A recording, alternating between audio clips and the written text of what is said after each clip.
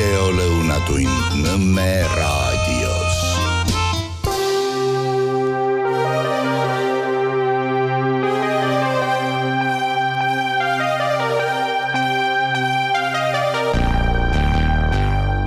Tere ja mõtlen Nõmme raadio kuulaja, vaataja. Minu nimi on Kertu Luisk ja see siin on Vabaduse hääl. Saade järjekorra numbriga 81. Te olete ilmselt ka vahepeal mõelnud, et meid on nii vähe. Neid eestlasi on esiteks vähe ja neid, kes oleks siis nii-öelda omad, neid on ka kuidagi vähe. Jääb ajas järjest vähemaks. Tuli see COVID-i teema, see lõhestas meid, siis tuli sõja teema, see lõhestas. Ja sealt edasi igasugu muud hoolivuskampaaniad, kelle arust ongi kõik see LGBT asi just kui mingi rikastav nähtus, kes näeb selles ohtu meie noorte tervisele, meie rahva tulevikule. Ja neid lõhestumise momente on omajagu.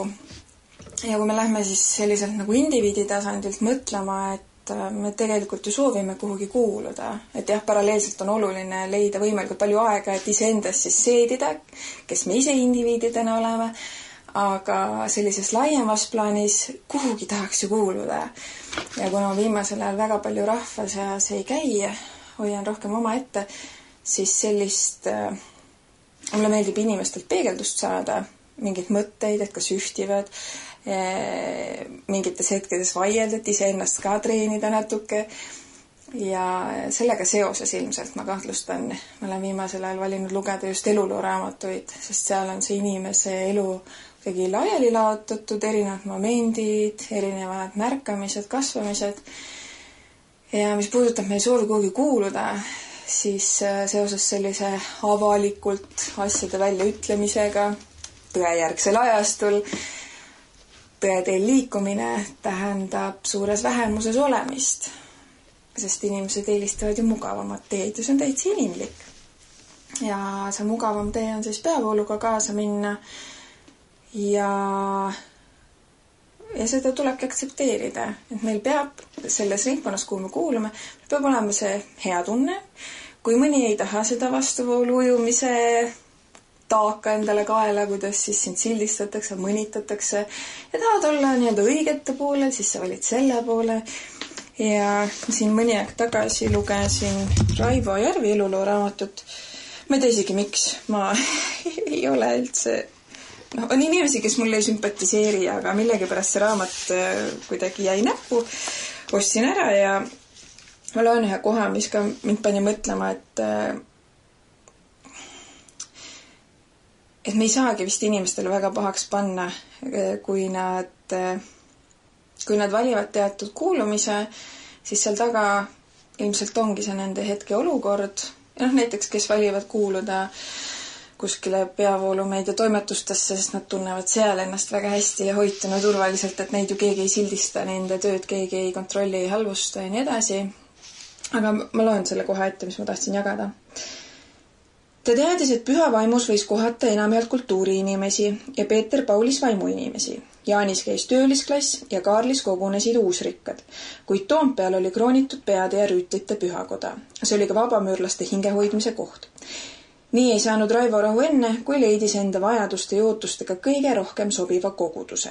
Taolisi otsinguid ei saa me keegi kellelegi pahaks panna. Teeme ju ise samuti, kuna inimesele on osaks antud seletamatu soov kuhugi kuuluda. Vot. Ja see... Jah. Ma sel teemal pikalt ei peatu.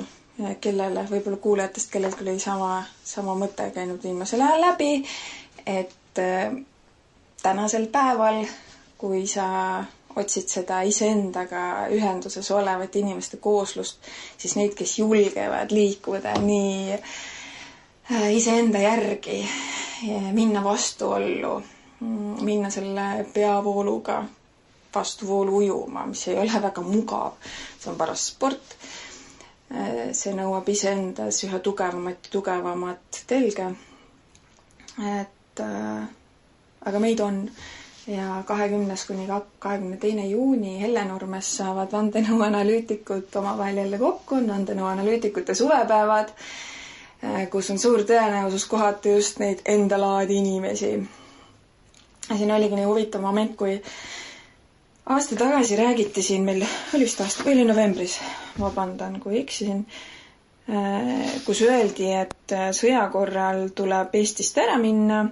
Ja novembris ütles Kaitseväe juhataja kindralmajor Andrus Merilo, et sõja korral on kavas inimesi evakueerida välismaale. Nüüd on jutt muutunud, nüüd levitatakse kaarti, kuidas pool Eestit on punane, teine pool, kuhu evakueeritakse, ja siis on see teine ala, mis ei ole punane ja sinna tuleb siis nendel punaselt alalt nagu minna, mis mina vaatan, et see on nagu selline hirmukampaania, sellepärast, et need, kes peavad ära minema, nemad mõtlevad, kodu, vara, kogu see sõjaoht ise ja teisel pool on siis need, kes teavad, et see umbes 470 000 nende alale sisse sõidab niimoodi oma vajadustega. Päris karm, mina arvan, et see praegu sellisel kujul nii absurdse kaardi välja lajatamine on lihtsalt valimisteks natuke valmistuda, kindlustada oma võimu tänasel valitsusel, sest hirm on väga suurepärane manipuleerimistööriist. Keegi peab meid kaitsma ja neil on ikkagi omad asjad juba käimas ja kui nüüd peaks võim vahetuma kas või kohalikel tasanditel tulevad asemele konservatiivsemad jõud, kuigi ma ei näe selles ka tänases poliitikas lahendust. See on lihtsalt selline võte. Ja siis ma tegingi provokatiivselt sellise postituse, et idanaabri vihkajad, et kui ta nii halb oleks idanaaber, kas ta ründaks ainult poolt Eestit või ei, näete, ta ründab ainult poolt, kui head vastu, midagi taolist, mis me kirjutasin. Ise jumalast itsitasin, et appi, kui rumalad saavad inimesed olla, kes usuvad selliseid kaarte. Mina mõtlesin, et teil veits ajumassaaž, et kas te ise ka saate aru, et selline kaart on ajuvaba. Ja seal kommentaariumis oli ikka sellist tagasisidet, mille peale ma sain aru, et see inimene ei peaks mu sõbralistis olema, see inimene ei peaks mu sõbralistis olema selles stiilis, et ja siin jätame Kertu sinna maha. Ma saadan sulle videoid, kuidas venelased sõjavange kohtlevad, ma olen kahjuks näinud neid videoid. Nii Ukraina, ma olen näinud erinevaid videoid ja sõda on kole, seda enam ma ei saa aru, mida kuradit te seda siia kerjate. Ükskõik, kes siia tuleb. Meil on tänaseks päevaks käinud okupante üle pea igast ilmakaarest. Keegi ei ole siia käinud oma viisakust väljendamas. Mitte keegi. Ikka on kannatused, veri, kaos ja siis öelda nüüd, et nüüd see idanaaber. Ja ma sõnastasin ka selle niimoodi, et idanaabri vihkajad. Et need, kes siis on, Kert on putinist, et näe, ta ütleb, et me oleme vihkajad, tema ei vihka. Teate, ma ei saa vihata ühtegi rahvust. Mis te arvate, et venelased ise rahvana otsustasid, et ole hea kulla president, pane konfliktile hoogu juurde. Ei, need on samasugused lihtsad inimesed nagu meie. Praegu kistakse vägisi rindele mehi nii ukrainlaste seast kui venelaste seast. Meie meedia muidugi räägib nendest venelaste värbamistest, mitte ukrainlaste omadest, et kui ma selle eest, õnneks Euroopa meedias ikkagi räägitakse sellest ka, meil Eestis on lihtsalt väga siuke kindel joon, kus pool tõde asub. Et ma ei saa vihata inimesi, ma lihtsalt ei saa, see ei ole võimalik. Mul on tuttavaid, kellel on päritolu nii Vene kui Ukraina poolt, normaalsed inimesed, seal samas mõni eestlane on veel suurem eestlaste vihkaja kui mingid välismaised inimesed, kellel puudub selle maaga igasugune kontakt, kes austavad meid nagu inimesi ja siis on eestlased meie seas, kes on täiesti küüditaja mentaliteediga, et sina mulle ei meeldi ja on ka öeldud välja, et peaks hakkama neid ikka küüditama, et kuidagi tuuakse seda meeleolu sisse, nagu see oleks siis normaalne, sest te olete ju sellised, teid võib küüditada.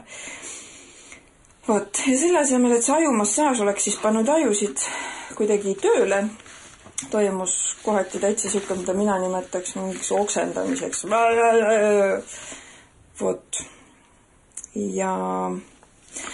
Ja siis ma räägin ka see, kuidas meid üritatakse meie maalt ära ajada praeguse evakueerimise teema. Mõni ütleski täitsa otse välja, et kas see ei ole nagu mingi lihtsalt uus moodsam viis küüditada sõjaohu korral. Seal oli kirjas sõjaohu korral, mitte sõja korral, vaid sõjaohu korral. Ja kes siis ütleb, siin oli tükk aega tagasi, ja sõda kohe tuleb, ja kohe tuleb, ei ole küsimus, kuna, ei ole küsimus, ei ole küsimus, kas, vaid kuna. Järgmine ütleb Tsahkna, et ei ole mingit ohtu ja meid üritatakse lihtsalt panna oma juurtest lahti ütlema suure hirmu najal. see, kuidas meid on üritatud oma maast lahti ühendada näiteks maamaksuga, sest et kui muidu maa oli mingi selline väärtus, sa hoidsid seda, said pärandada, siis nüüd maa, mida sa omad, on päris suur raskus ja koorem kanda seoses maamaksuga, mida väga peenelt meil köetakse suuremaks. Oi, maa väärtus lihtsalt tõusis. Me maksu väga palju ei tõsta, aga maa väärtus on 12-13 korda tõusnud. See on ju positiivne, et sul on nii väärtuslik maa, maksa. Ja mitte ainult. Siin ERR-is oli uudis. Omavalitsustel tuleb tõenäoliselt lähiaastatel kehtestada sademeveemaks. Kliimamuutustega kaasneb sademete hulga tõus, mis mõjutab nii omavalitsusi kui ettevõtteid. Omavalitsustel tuleb tõenäoliselt lähiaastatel kehtestada sademeveemaks. Täitsa jutt, mina ütlen selle peale. Tõestage ära, et kliimamuutused on üldse päris inimtekkelised kliimamuutused. Aga ei, need, kes julgevad peavoolule vastu vaielda, need on uhuud. Ja kui on juba see sademeveemaks, aga põuamaks põud samamoodi majanduslikult negatiivselt mõjuda, et kehtestage see ka, kas keegi hakkab siis mõõtma, palju põud oli, palju sadet oli, äkki oligi normis lõpuks. Ei, maksud on kehtestatud, hakka maksma ja ilmselt see arvutatakse ka siis selle järgi, et palju kellelgi seda maad on, mis siis kannatab kas sademete või põua käes. Ja sellega seoses mulle meenub see Dubai juhtum, kus olid uudised, oli hästi suured ujutused.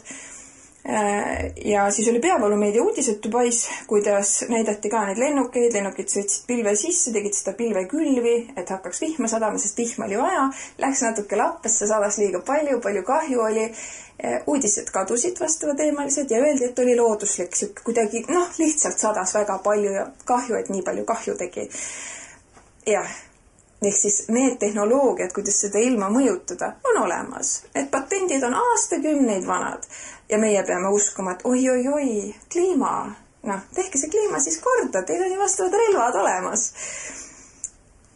Ja praegu, kus meie maal veel need chemtraili asi, vandenõuteooria, USAs praegu 24. märtsi seisuga 24 osariiki on kehtestanud õigusakte, mis keelustasid geoinseneerluse ja toksilise atmosfääriga manipuleerimise. Ehk siis on see sama chemtrailide asi, millest Eestis on isegi vastav grupp olemas. Ja Robert F. Kennedy Jr. tegi selle kohta ka vastava avalduse, kuidas 24 riiki kavatsevad keelata meie kliima geoinsenerid, see geoinsenerlusega kujundamise, kallates meie elanikke, meie veeteid ja maastikke toksiinidega. Ja sellest ajast alates on liitunud veel 7 osariiki, mis on kokku 21 osariiki. Ja selle kehtestatava õigusakti nimi on Selge taeva õigusakt. Allikaks on globalresearch.ca. Üks kuulaja saatis selle info mulle, mille eest ma olen tänulik. Nii. Ja vandenõuteooria. Ei ole ju. See on täitsa reaalne asi. Neid on võetud kõvasti proove, mis toimub nende pritsimiste järgselt. Aga natuke, mitte et see chemtrailide teema ei oleks kohalik teema, aga Objektiivis see mõni aeg tagasi just tuli välja intervjuu Marika Niidumaaga, meie MTÜ Meie Nursipalu juhatuse liikmega, soovitan väga kuulata. Ja kuulata selle mõttega, mitte et Nursipalus on ikka päris pekkis asjad. Või maksimum kagunurgaga on veits tuksis. Kui riik kohtleb niimoodi oma maad ja rahvast, siis ei ole mitte kellelgi siin turvaline. Ja see ei ole riigivastane mingi õhutamine, see on reaalsus. Ja kui meie valitsus ja kõik need igasugu omavalitsused ja muud, mis sealt välja kõik jooksevad, need kombitsad, käituvad sellisel moel oma maa ja rahvaga, tekib küsimus, kes on riigivastane. Ja millega meie siin kohapeal silmitsi seisame on see, et meil pannakse muudkui neid teid siin kinni, mis Nursipalu kandis on, et nad rajasid endale selle teelõigu, võeti üks tehti metsa sisse tee, mida tegelikult ei olnud vaja, väidetavalt oli vaja, kaitseotstarbeline, väga kiire, väga jube tee tehti ja tahtsid seda hiljem vahetada teise tee vastu, et me anname selle teele, võtame tolle asemele, aga Transpordiameti saanud toda teelõiku vastu võtta, sest ta lihtsalt nii halvasti tehtud ja juba laguneb. Ja siis nad kasutavad selle võrra rohkem nüüd seda suurt avalikku maanteed ja sellega seoses neil on seal mingid omad liikumised ja natuke lihtsalt panevad seda teed kinni. Ei ole mitte mingeid teavitusi, piiravaid märke, Helkur Veste nendel tee kinni panijatel, siis vaatadki videot, kuidas üks endahe pealt mustanahaline ja mingi teine tüüp, mingid natuke lihtsalt seisavad tee peal ja keelavad kohalikel läbi sõita. Ja mitte mingit infot kuskil ei ole. Ma arvan, et seal ei ole mitte mingid lubasid ka võetud. Ja siin ongi 21. veebruar, 20 minutit kinni, siis samal päeval õhtul 30 minutit kuni tund aega oli kinni seal tee. Siis oli 6. märtsil õhtusel pimedal ajal tee kinni. Nursis Sõmerpalu ristmikul ja liiklust piirati mõlemal suunal. 10. märts oli Rõuge-Sänna maanteelõik kinni. 15. märts Võru-Valga maantee kinni, täiesti ajuvaba. 30. märts oli Võru-Valga maanteel Lompka-Nursi vahel tee kinni. 3. aprillil Võru-Valga maanteel tee kinni, Soomuk oli risti tee peal ette aetud. See oli 5. aprillil ja neid muudkui tuleb juurde. Ja nüüd 5. aprill siis oli mõlemal suunal kinni ja siis oli veel Rõugesse suunduv teeharu ka kinni pandud. Ja tegelikult maanteeseadus keelab sellise tegevuse, aga näed, ja siis mingid ingliskeelsed tüübid ütlevad, et ei saa, et ja üks ütleski, et 20 minutit jäi tööle hiljaks ja kui siis ütled, et tulin nagu tavalist teed pidi, aga tee oli lihtsalt ootamatult kinni ja siis eladki selles teadmises, et ma ei tea, hakati siis pool tundi varem tööle minema, et jõuda või et kohale jõuda või et see on minu jaoks jälle see sammune nagu see hoovidest äristamine. Lihtsalt suva ongi nagu oma võimupositsiooni presenteerimine. Ja kui siin öeldakse, et oi, et riigikaitse ja nemad ikka, et see iga euro läheb asja ette, siis praegu see, mis toimub, see on lihtsalt ajuvaba. Väga-väga soovitan teil jälgida Facebookis grupp MTÜ meie Nursipalu ja Nursipalu kaitseks. Ja siis te saate aru, et meil endal tuleb hakata iseenda õigustest seisma, sest need nupukesed, kes siin küll lubavad meid kaitsta ja meie eest seista, täidavad käske, mis on täiesti ajuvabad. Ja mitte ainult ei täida neid ajuvabasid käske, vaid lasevad ka sellistel protsessidel aset leida, kus Nursipalu laiendatakse niimoodi, et seadused ei kehti, kohalikest on ükskõik, mitte ühtegi MTÜ poolt tehtud ettepanekut arvesse pole võetud ja siis samal ajal käib uudistest läbi, et võtame need liitlased ikka ära sealt Baltikumist. Mina mõtlen, et aga milleks siis kogu see kaos ja kahju, sest laiendust tehakse tegelikult ainult NATO jaoks. Meie kohalikud said ilusti harjutatud, aga just neid on ikka nii palju ja tuhandeid on vaja treenida ja kaitsevõime, bla. Ja kuidas see tee sinna metsa tehti, praegu see, kui palju meil on metsa maha võetud ja nad võtavad metsa maha niimoodi, et kui on ette nähtud mingi laius, nad võtavad rohkem kui on ette nähtud, rikkudes sellega seadust. Suur metsaäri käib selle Nursipalu taustal ja see on päris karm. Neid teekoridore tegelikult ei peaks tegema nii laiasid, nad ei tohigi nii laiasid teha, aga siis saab rohkem puitu ju. Ja nüüd ongi neljapäeval tänase seisuga siis oli neljapäeval kohtuistung Võru kohtumajas. Sellest ma teen ka kindlasti kokkuvõtte. Ja kaitsevõime. Ma ei tea, kas NATO ja USA, nad tahavad üldse siit ära minna, kui meie siin niimoodi, ma ei tea, meil on siin maapõues igasugu häid asju, kas te ikka tahate ära minna, äkki kaitsete meid edasi niimoodi kohaliku elu hävitades, aga ikkagi. Ja siis saabki lugeda meie peavoolumeediast. Eesti maapõu peidab hinnalisi julgeoleku tagatisi. Postimees kirjutab, USA kaasamine haruldaste muldmetallide kaevandamisse Eesti julgeoleku suurendamise nimel tuleb muuta Eesti välispoliitiliseks pilootprojektiks. Kuramus küll, äkki läheks seda rahuteed ja lõpetaks ära selle maa hävitamise. Ei. Ja kui te ütlete mulle, et venelasega ei saa diplomaatiat, ei saa, mis see alternatiiv on? See, et me siis aastakümneid siin hävitame oma maad, viime oma iibe täiesti olematuks, toome tsurka tasemele, siis meid ei ole nii vähe, aga eestlased, see on ju, meil on see kabelimats. Me ei ela seda üle. Tänasel päeval see pidev sõjahirm, kui öeldakse, et kui me praegu selle kaitsetööstuse töösse paneme, et 7 aasta pärast saab sellest asja, mis tähendab seda, et kui keegi plaanib perekond, siis ta peab arvestama, et 7 aasta pärast me oleme suutelised sõdima täiega, et loodame, et sõda enne ei tule, aga kui siis tuleb, milleks need lapsed siis siia kannatama, ja see ei ole minu arust inimlik. Et siin on kindlasti alternatiive, aga mõnes mõttes me oleme ka nii ära kompostitud selle hirmuga, et me suudamegi ainult näha seda, mida meil ette öeldakse. See, kuidas Kaja Kallas meil koha peal siin targutas ja et tema on nii tark ja ikka tema teab täpselt, nüüd Euroopas on ta paika pandud. Meie meedia muidugi kaitseb, et Kaja ründamine, et see teenib Kremli huvisid ja ma mõtlen, et appikene, et Kremli huvides on see, et meil on nii kehv juhtimine riigis. Me ise ennast nõrgestame ja ma olen täiesti veendunud, et tänasel päeval toimub tahtlik nõrgestamine päris tõsiselt, sest kas või see, kui oli see ravimikatsetustes osalema sundimine COVID-i aegu. Siin ju inimesed läksid päriselt kasti peale seda vaktsiini ja see ei olnud niimoodi, et võib-olla ja seal olid konkreetsed juhtumid, et tervisehädad tekkisid vahetult peale vaktsiini. See vaktsiin ei välistanud nakatumist, teiste nakatamist, ehk siis viiruse edasikandmist, kuigi viirustest ma olen rääkinud, mida mina ise arvan, mis asi see tegelikult on. Ja siis sunniti, kes kaotasid töökoht, inimesed, kes olidki ametites, mille funktsioon on seda ühiskonda siin hoida, kaitsta, reguleerida ja noored poisid, kes läksid siis sinna ajateenistusse, neil oli ka, et kui sa süsti ei teed, siis nädalotsel välja ei saa ja siis mõtlen, need, kes on süstitud, esiteks need ise levitavad on ju seda viirust ja teiseks nad ei ole ise ka kaitstud, milleks siis selline nõue, aga selleks, et survestada ja nõrgestada. Sest neid mehi, kelle tervist on pekki keeratud, kes muidu oleksid olnudki võib-olla meie kodumaa kaitsest väljas, neid ei ole vähe.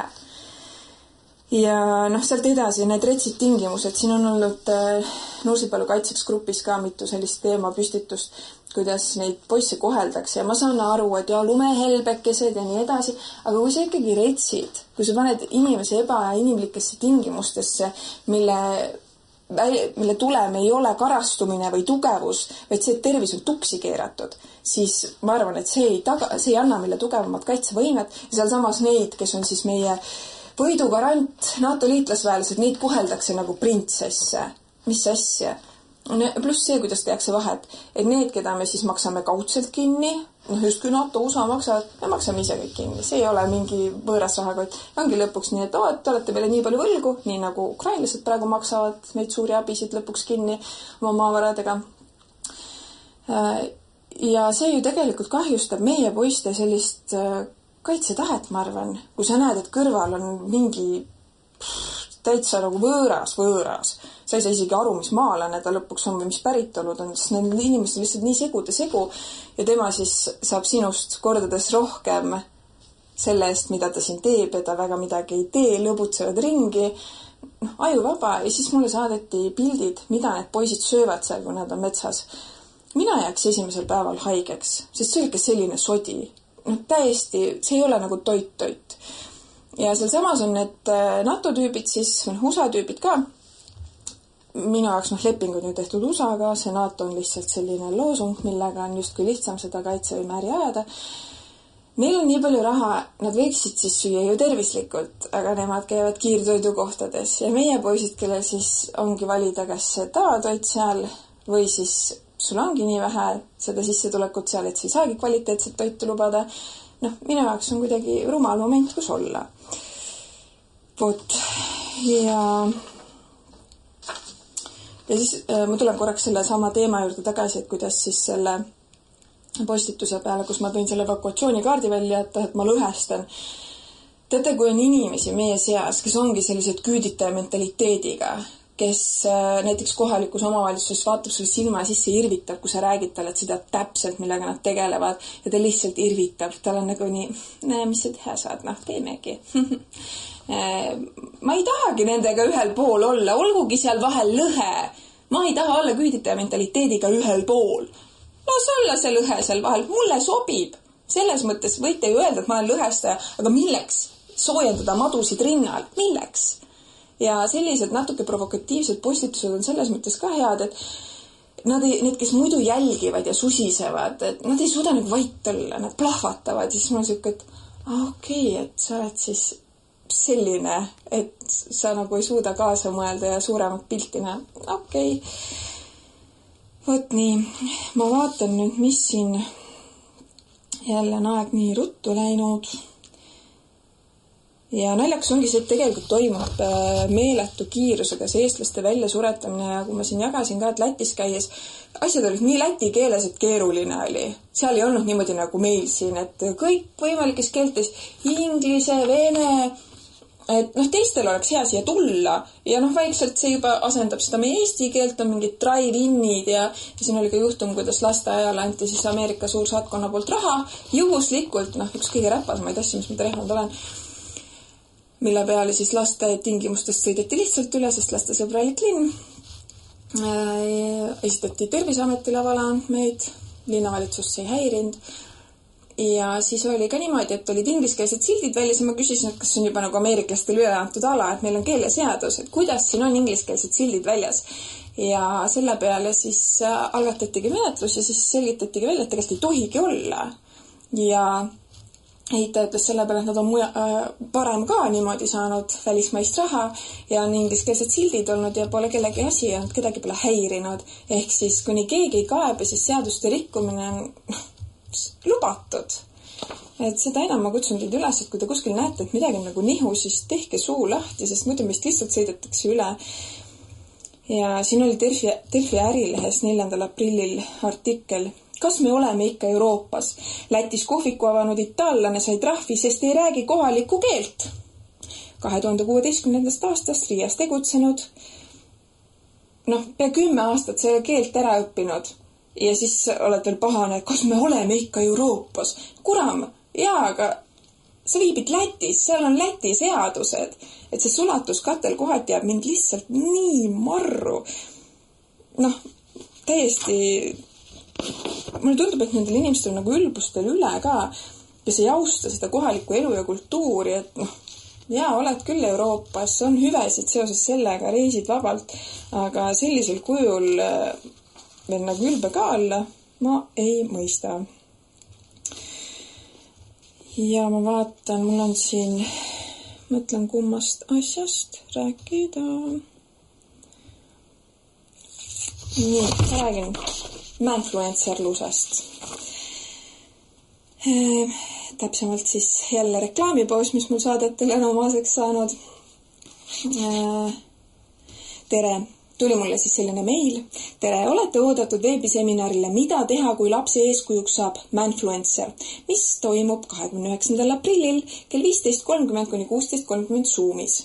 Veebiseminaril selgitab Tartu Ülikooli digimeedia uuringute noorem teadus teadur Kaarel Lott Netflixi sensatsiooni Adolescence näitel, mida saavad lapsevanemad ja haridustöötajad traagilise lõpuga loost õppida. Ja tegemist on fiktsiooniga, ajupesufiktsiooniga, mis ei ole dokumentaalkaadrid ega midagi sellist, mis on lihtsalt üles haibitud teema. Aga ma soovitan teil osaleda sellel seminaril, et te ise saaksite ka oma silmaga veenduda, sest mina olen täiesti kindel, et see on see täpselt sama asi, mida praegu Inglismaal tahetakse, et oleks kohustuslik noortel vaadata seda ja vanematel vaadata, et siis vanemad hoiaksid manfluenceritest lapsi eemal. Seminaril saate vastused järgmistele küsimustele. Kes on manfluencerid, millist eeskuju nad annavad ning kuidas internetis poisse ja noormehi kõnetavad, kus nad tegutsevad, miks nad poistele ja neid ümbritsevatele inimestele kahjulikud võivad olla, mis asi on manosfäär, milliseid kogukondi selles leidub, miks need problemaatilised on, kuidas ära tunda ohumärke lapse käitumises ja interneti kasutuses, millistele sõnadele, emotsidele, sisuloojatele ja teistele ilmingutele peaks tähelepanu pöörama, mida teha, kui laps usub ja levitab manosfäärile omaseid sõnumeid. Kuupäev ja kellaaeg 29. aprill kell 15.30 kuni 16.30 Zoomis, koolitaja Kaarel Lott, Tartu Ülikooli Ühiskonnateaduste Instituudi digimeedia uuringute noorem teadur. Ja registreerimislingile jääte siis Facebookist selle ürituse juurest. Mida teha, kui lapse eeskujuks saab manfluencer? Veebiseminaril osalemine on tasuta, vajalik eelnev registreerimine. Seminar toimub Tartu Ülikooli Ühiskonnateaduste Instituudi ja Telia ühise algatuse digimentorid raames. Rohkem kui 50 ideed, kuidas digimeediapädevuste õpet tundidesse lõimida. Liiete algatuse veebilehelt meedia.ut.ee lugupidamisega Inger Klesment, meediapädevuse projektijuht Tartu Ülikooli ühiskonnateaduste instituut. Seesama ühiskonnateaduste instituut YouTube'is väga ei talu ühiskonda. Kommentaarium on välja lülitatud. Siin keegi küsis ka, et kas saab küsimusi esitada. Ei saa, et nad mõned võivad sealt noppida, aga mitte mingit arutelu, mitte mingit võimalust omalt poolt siis anda mingit sisendit või küsimusi. Nad lihtsalt nullivad ära selle. Ja mis asi on manfluencer? Ingliskeelne tuletis sõnadest man ja influencer. On manosfääri sisulooja, kes on endale suure jälgijaskonna kasvatanud. Manosfäär on veebikogukonnad, mis keskenduvad meeste perspektiividele, probleemidele ja muredele ning kus naised osutuvad sageli vaenu sihtmärgiks. Kusjuures nii palju, kui mina olen näinud mingid erinevad meeste ringid, meeste liikumised, seal ei ole mingit naiste vihkamist. See on lihtsalt, kõik see oleks ju okei, kogu see lause, kui ei oleks seda lõppu. Ning kus naised osutuvad sageli vaenu sihtmärgiks, feministid juba, sinised juuksed, turris, näod punased peas. Oi, naistele löövad, hakake naisteks enne. Nii, ja mis asi on toksiline maskuliinsus? Toksiline maskuliinsus, toxic masculinity, all mõeldakse mehelikke norme, tavasid ja käitumisviise, mis on kahjulikud nii meestele kui ka ühiskonnale. Toksilist maskuliinsust iseloomustab teiste domineerimine, mis võib esineda ahnuse, tundetuse, vägivalla, seksismi ja muude sarnaste tegevuste ning iseloomujoontena. Mehelikud käitumisviisid, tavad ja normid, millel ei ole negatiivseid mõjusid, ei kuulu toksilise maskuliinsuse alla. Need on näiteks edukus karjääris ja spordis ning pere eest hoolitsemine. Terminit kasutatakse psühholoogia valdkonnas. Aga nüüd ongi see lugu, et kui sa oled mehelik ja tegelikult just selles osas, et sa oled edukas, hoolitsed pere eest ja keegi vaatab, et sa ikka kuidagi nagu väga agressiivne või nagu ikka liiga palju. Et see on nagu nii subjektiivne siis hinnata, et sa oled toksiliselt maskuliinne. Mina arvan, et see toksilise maskuliinsuse silt on selleks, et mehelikkust üleüldse nagu alla suruda. No igaks juhuks sa ei ole siis mehelik, sest äkki oled siis toksiliselt mehelik. Ja kindlasti on olemas toksilisi mehi, ma olen ise oma elus oma jagu neid kohanud, eriti kohutavad on need, kes on nagu läbi lillede ülitoksilised. Et sa ei saa arugi, kui siin su ajud niimoodi ära kompostitakse, et see pärast, kui sa sellest kõigest välja tuled, see oli lihtsalt niimoodi, et mis asi see oli. Et see selline otseselt agressiivne olemine on vähemalt visuaalne, et sa saad sellest aru, aga kui käivad mingid psühholoogilised võtted, mis minu arust on päriselt toksiline ja kuidas saab allutada ja teha väga palju kurja, siis see on juba nagu karmim asi. Aga ma arvan, et see selline toksiline maskuliinsus, kui seda esinebki, siis selle juur võib külla selles, et mehelikkust on alla surutud. Et näiteks poisslapse kasvatamisel ootasin esimest last, ma isegi tean, kas on poiss või tüdruk, aga ma teadsin, et poistest ma väga midagi ei tea. Ja siis ma lugesin raamatut, kas oli selle pealkiri äkki, miks on raske olla mees või midagi sellist. Ja seal rääkis poisslaste kasvatamisest. Ja see oli päris silmi avav, et kuidas mehed tegelikult alguses, kui nad sünnivad, nad on veel õrnemad kui tüdrukud ja neil ongi vaja seda, et see kasvatab nendest selle turvatunde, selle tugeva vundamendi ja sinna peale kasvab tugev mees. Kui sa oled siuke, et ma ei tea, väike laps on ja ole mees, ära nuta, siis sinna alla jääb see haav ja selle haava peale sa ehitadki mureneva vundamendi ja kuhu see ebakindlus siis kasvatab endast üles mitte kindla pinnase ja ma arvan, et sealt tuleb see toksilise maskuliinsuse teema üldse. Aga see on minu selline enda arvamine, ma ei ole spetsialist. Ja siis ma mõtlesin, et digipädevus, et tehke sellest hooramajandusest ka mingi seminar siis. Pean siin silmas seda OnlyFansi haipi, sest ega noored, nemad ju tarbivad enamus oma informatsioonist internetist. Ja vaadake, mis YouTube'is on, kui te satute soonele, siis seda OnlyFansi kiitmist, kuidas siis naised on saanud iseseisvus, vabadus, empowerment, kuidas nad nii palju raha teenivad, kuidas naised on töötanud õpetajana ja ei suuda oma õppelaenugi ära maksta, aga siis hakkas OnlyFansi tegema. Ja elu on nagu lill, mees ei pea töölgi käima ja selliseid lugusid on seal hulgi. Ja siis võtad, et need mehed, kellel on mehelikkus alla surutud ja siis on need naised, kes arvavad, et see empowerment, see tugev olemine, et see näebki välja nii, et sa oma ihu müüd. See ongi need mehed, kes ei julge naistega suhelda, sest nad on nii ära kastreeritud selle ja kas on toksiliselt maskuliinne ometi ei ole. Influencerid ei vaatad siin neid kleitides noormehi, nemad kindlasti ei ole toksiliselt maskuliinsed. Ja siis me jõuamegi sinna punkti, kus need naisterahvad siis teevad ennast odavaks, pakkudes oma keha niimoodi kuskil portaalides ja need noormehed tarbivad siis seda odavat asja seal. See on lihtsalt selline moraalne kriis, mille pinnalt ei tule terveid perekondasid. No ei tule. See on lihtsalt juba eos nii karm koht, kust välja kasvada. Ja see oligi mõni aeg tagasi oli huvitav lugu, kuidas üks noormees, kes tunda oli, et tal ei olnud nagu elus väga hästi läinud, ta kirjutas mingi pika teksti kuskile tutvumisportaali, ühesõnaga mingi Facebooki grupp, mida jagati edasi, kuidas ta siis kirjutas, millist naist ta otsib. Pildid olid ka sellised, et näha, et ei ole nagu kõige paremal elujärjel. Ja kuidas teda siis seal mõnitati, et ühtegi punkti polnudki kogu jutu peale ja üks koma ainult lõpus ja endal oli ka natuke naljakas, kuni ma tabasin end mõttelt, et aga ta on inimene, ta on noormees, kellel ei ole elus vedanud, ilmselt naistega ka mitte, sest ta ei ole väga atraktiivne väljavaade naisterahva jaoks, aga ta on nii inimene, et ta ei lähe kuskile, ma ei tea, portaali või ta ei lähe kuskile mingist pornot vaatama või tarbima mingit sellist sisu. Ta ei lepi neti naisterahvaga, kes näiteks keegi AI-ga toodab pruudi sulle seal ja sa oled teisel pool ekraani ja sul pole halli aimugi, et mingi, ma ei tea, higine mees sul seal teisel pool hoopis on, kes vaatab kogu seda asja hoopis teistmoodi. Sina vaatad ekraanist, kui ilus netipruud mul on, aga tema otsis päris naist. Ja siis ma kirjutasin ka, et minu arust on palju rohkem tegija kui need, kes jäävadki internetti kinni. Tema otsib päris naist enda kõrval ja kindlasti leidub ka keegi, kellele tema just sobibki. Ja see kuidagi, mul tegi hinge nii soojaks, et on veel neid, kes ükskõik mis punktis sa omadega asud. Sul on ikka veel lootust, aga äkki ma leian selle oma armastuse. Tee anna alla, lähe seda kergema vastupanu teed. Et selline, mõnes mõttes armas moment.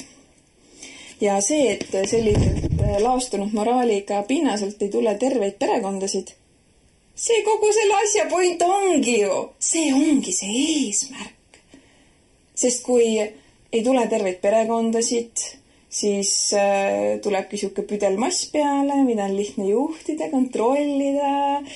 Sest need lapsed, ma olen seda varem ka öelnud, lapsed, kes kasvavad tugevas peres, kus asjad on paigas, kus rollid on paigas, need lapsed ei ole ka nii kergesti manipuleeritavad kõiksugu mängude poolt, mis meil ühiskonnas aset leiavad, sest neil on see vundament lihtsalt niivõrd palju tugevam. Ja olgugi, et mina ise ei ole mingi musternäidis oma kärgperendusega, aga ma olen kuidagi üritanud ikkagi nende võimaluste raames, see, kuidas lapsed ju liiguvad ühest kust teise ja nii edasi, et seda kärgperet hoida siis mesilasperena, mitte herilasperena, et see olekski tooks just nagu mingit lisaväärtust juurde, et lapsed siis ei ole küll tavatingimustes, aga lihtsalt mingid momendid, mida ma aastate jooksul ise olen nagu märganud, et selles kärgperenduses on ka positiivseid noote, aga kindlasti ei ole see, mida ma soovitaksin inimestele. Et pigem leida see inimene, kellega algusest peale see tugev, kindel kodu ja on lihtsam, säästavad närve rohkem ja lastel on see kindlasti parem variant.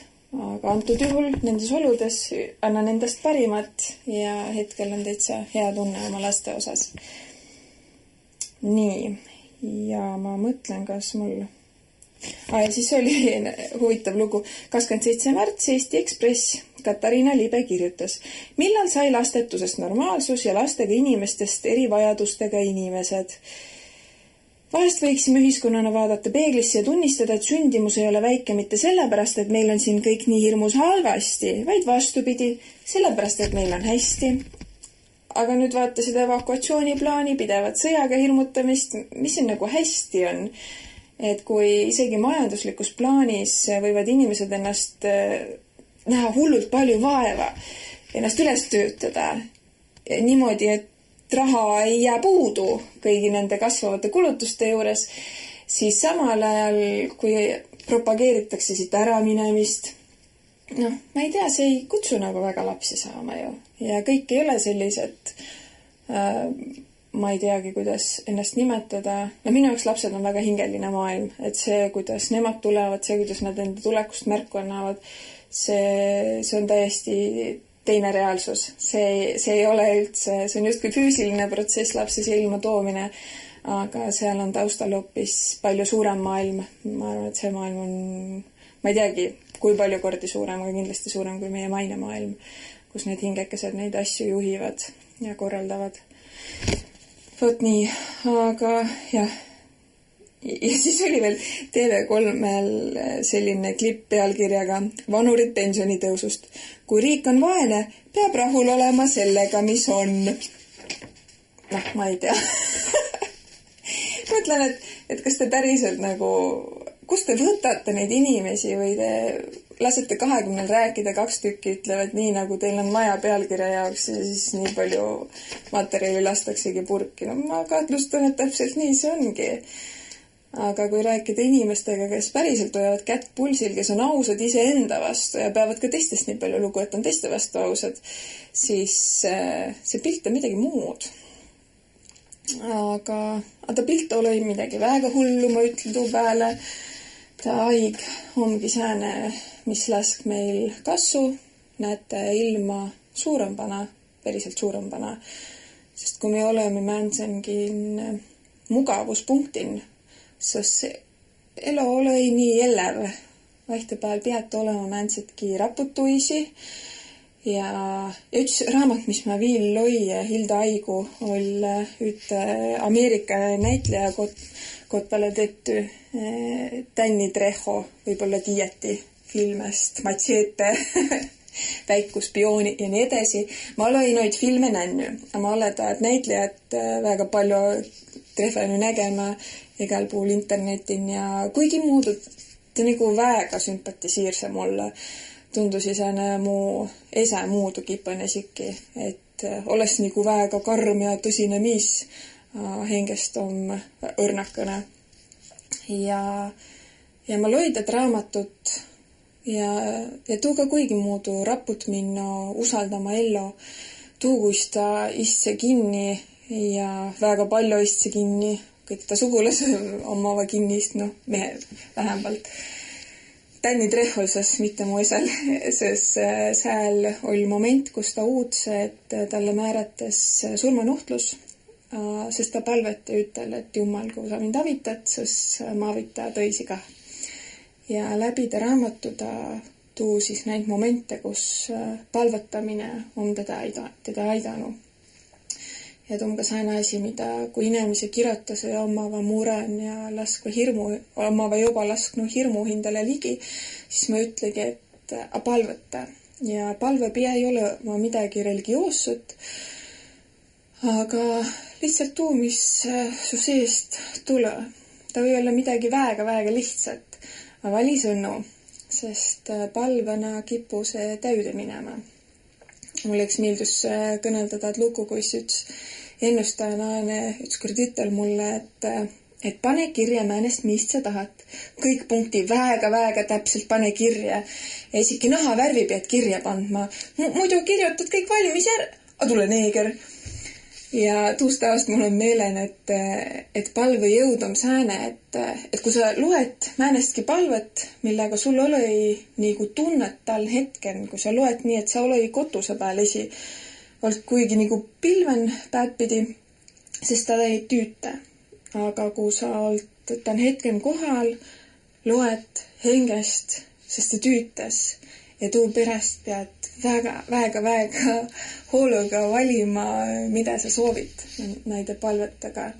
Ja mõnikord on ka nii, et palve nagu lähe ei täyde. Kui palju ma olen palvetanud Nursipalo iist ja X sigatses edasi. Aga samal ajal ma näen, et rohkem ja rohkem inimesi saava arvu, kuis mi valitsus ja omavalitsuse tüütase. Ja võib-olla, et arvu saa, mis ilman mi elemi, keda saa usalda, keda mitte, nagu taipamise jaos. peamegi käima läbi teatud punktid. Nii et mõtelge hoolega midagi palleti oma ellu. Aituma ja järgmise kõrrani!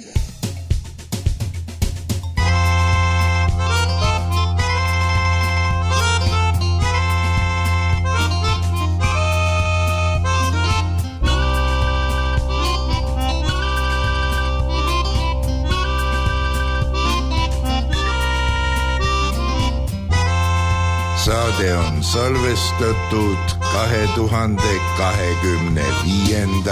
aastal.